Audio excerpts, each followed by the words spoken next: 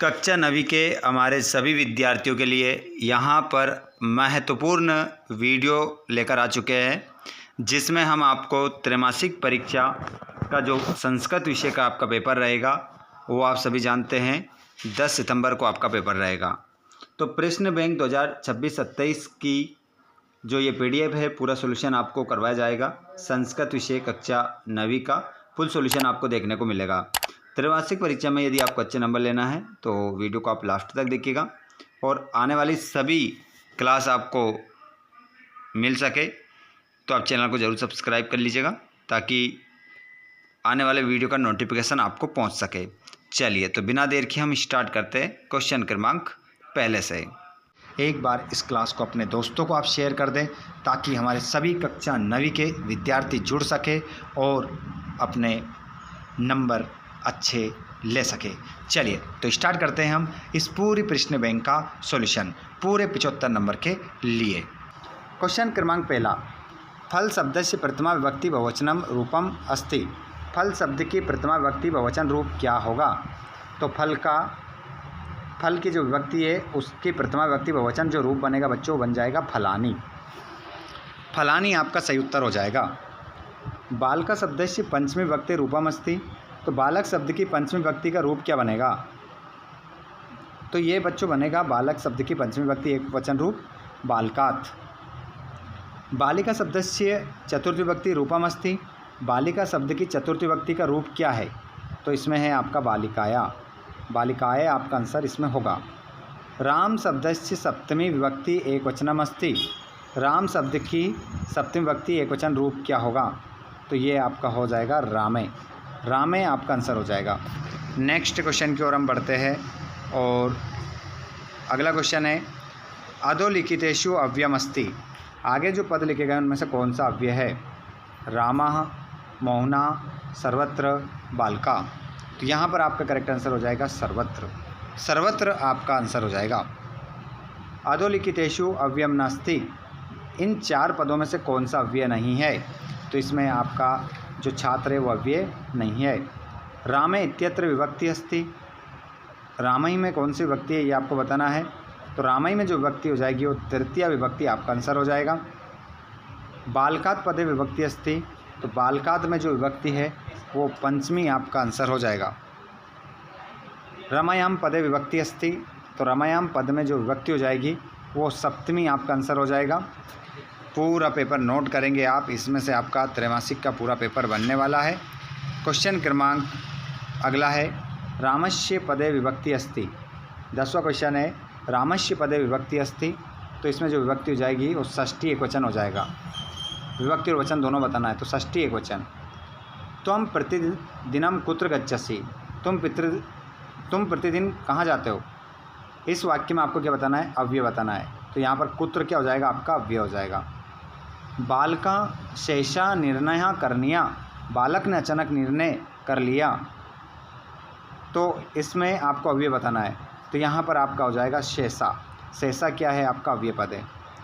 नदी शब्द की द्वितीय विभक्ति एक वचन रूप क्या बनेगा? तो ये बन जाएगा द्वितीय विभक्ति एक वचन रूप नद्याम। सॉरी माफ़ कीजिएगा, नदीम बनेगा। नदीम आपका आंसर होगा। लता शब्द से चतुर्थी विभक्ति रूपम अस्ति। लता शब्द की चतुर्थी विभक्ति का रूप क्या बनेगा? तो ये बन जाएगा लताए। और मुनि शब्द की प्रथमा विभक्ति रूप है मुनिया, मुने, मुनि, मुने। तो यहाँ पर कह रहा है प्रथमा विभक्ति मुनि शब्द की प्रथमा विभक्ति। तो यहाँ पर आपका हो जाएगा ये आपका आंसर हो जाएगा। सॉरी माफ कीजिएगा, द्वितीय है।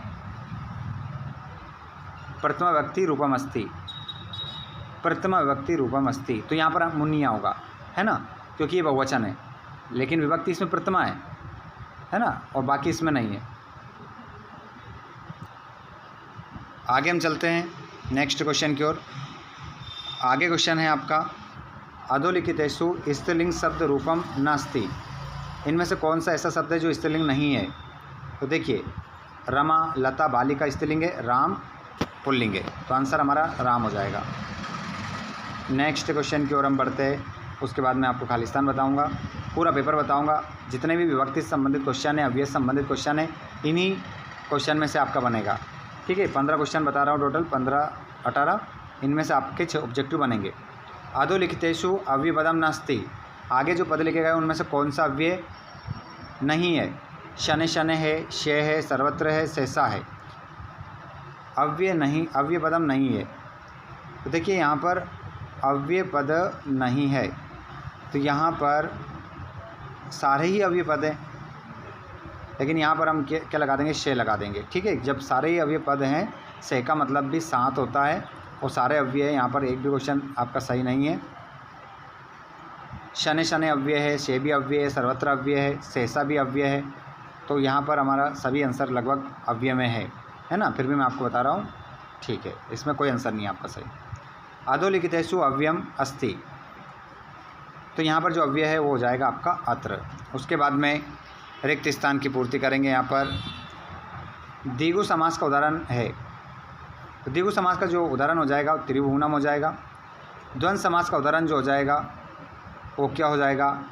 द्वंद्व समास का उदाहरण हो जाएगा वो हरिहरो। तत्पुरुष समास का उदाहरण बताना है, राजपुरुष। सूर्योदय पद संधि अस्ति, गुण संधि है। बहुरी समास का उदाहरण बताना है, पीताम्बर हो जाएगा। अव्ययभाव समास का उदाहरण बताना है, यथाशक्ति हो जाएगा। कर्मधारय समास का उदाहरण बताना है, नीलोत्पलम। पार्वती परमेश्वरो पदे समास अस्ति, द्वंद्व। तत्पुरुष समास हो जाएगा, तत्पुरुष हो जाएगा। सुपुरुष पदे समास अस्ति, अव्ययभाव समास। त्रिभुवनम पदे समास अस्ति, तो त्रिभुवनम में आपका हो जाएगा द्विगु आंसर लगाएंगे। चोरभयम पदे समास अस्ति, तो इसमें आपका हो जाएगा चोरभयम में तत्पुरुष। अनुरूपम पदे समास अस्ति, अव्ययभाव। चंद्रशेखर में बहुरी। सूर्योदय पदे संधि अस्ति, तो यहाँ पर गुण हो जाएगा। यही क्वेश्चन आपको देखने को मिलेंगे, आप जो स्क्रीन पर देख पा रहा है। ठीक है, तो संधि समास से ये क्वेश्चन है। थोड़े से और बच्चे हैं, इनको हल करवा देता हूँ, उसके बाद में आगे हम बढ़ेंगे। अद्यव पदे संधि अस्ति, तो यहाँ पर यण संधि हो जाएगा। यदि धनापि संधि युक्त पदम अस्ति, तो ये बन जाएगा यद्यपि। ममेव पदे संधि अस्ति, वृद्धि संधि। भाग्योदय पदे संधि अस्ति, तो यहाँ पर गुण हो जाएगा। और भानुधन उदय बन जाएगा भानुदय। नमस्कार पदे संधि अस्ति, तो यहाँ पर विसर्ग संधि। मनोरथा पदे संधि अस्ति, विसर्ग संधि। नमदन्ते, नमस्ते। व्यंजन संधि का उदाहरण बताना है, वागीश हो जाएगा। विसर्ग संधि का उदाहरण बताना है, पुरस्कार हो जाएगा। और यण संधि का उदाहरण महोत्सव हो जाएगा, इत्यादि होगा, है ना। आगे जोड़ी से संबंधित क्वेश्चन हम देख लेते हैं। बहुत ही भू धातु है इसमें, गम। नीचे ऑप्शन होगा और भी देख लेते हैं पहले उसको, ये इस कारण से दिक्कत आ रही थी। भवति, भू धातु, गम धातु, गच्छति, पटसी। पटसी को आप मिलाएंगे मध्यम पुरुष। प्रचार्य को इससे मिला लो, अनुगच्छति, अनुपसर्ग। और एक और नीचे हमारा बच रहा है, अरे बहुत सारी जोड़ी इसमें। अब जब ज़्यादा जोड़ी रहती है ना तो इसमें दिक्कत आती है, मैं एक एक आपको बताऊंगा, ठीक है। क्योंकि जोड़ी बहुत सारी होने के कारण दिक्कत हम नहीं मिला पाएंगे। यहाँ पर जैसे प्रथम पुरुष आपटत, उत्तम पुरुष पश्यामी, लोट लकार बहुतो और लंग लकार। अब इसमें फिर वापस गड़बड़ हो गई, ऊपर वाले को हटाना पड़ेगा क्योंकि लंग लकार आपटत में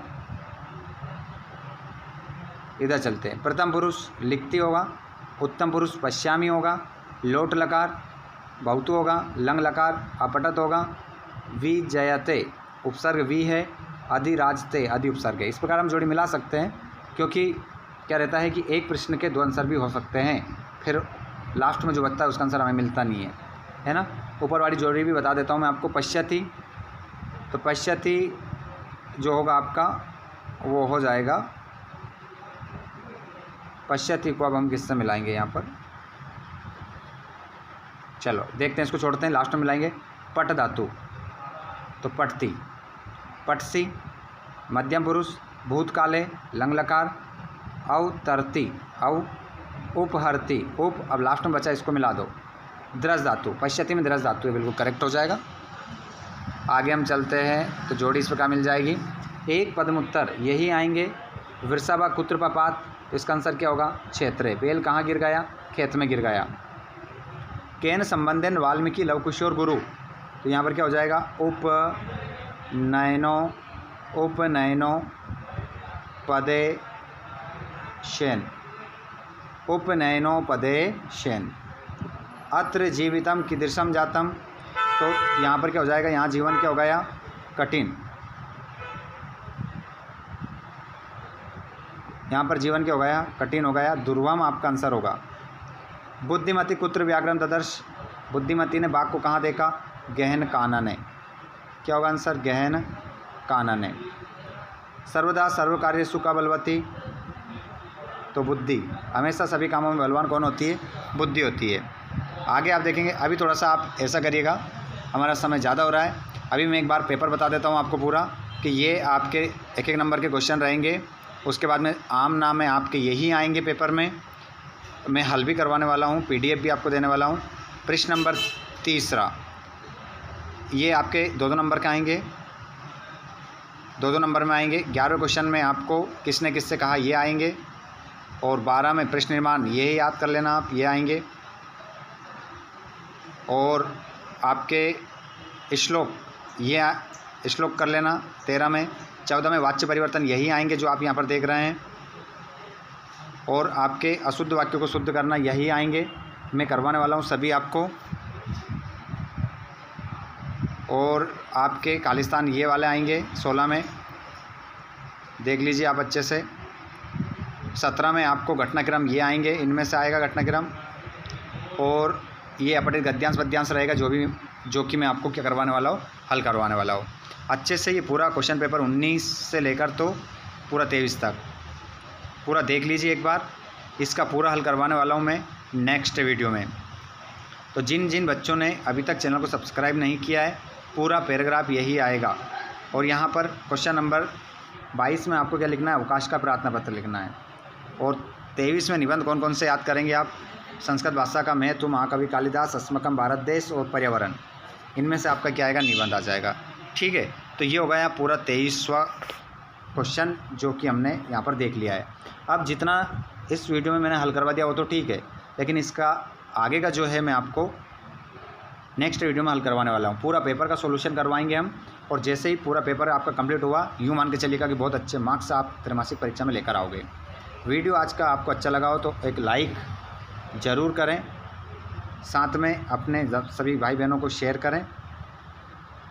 और आप चाहते हैं कि नेक्स्ट वीडियो, नेक्स्ट क्लास आपको मिले, तो चैनल को सब्सक्राइब करके घंटी बटन कॉल पर ज़रूर करिएगा।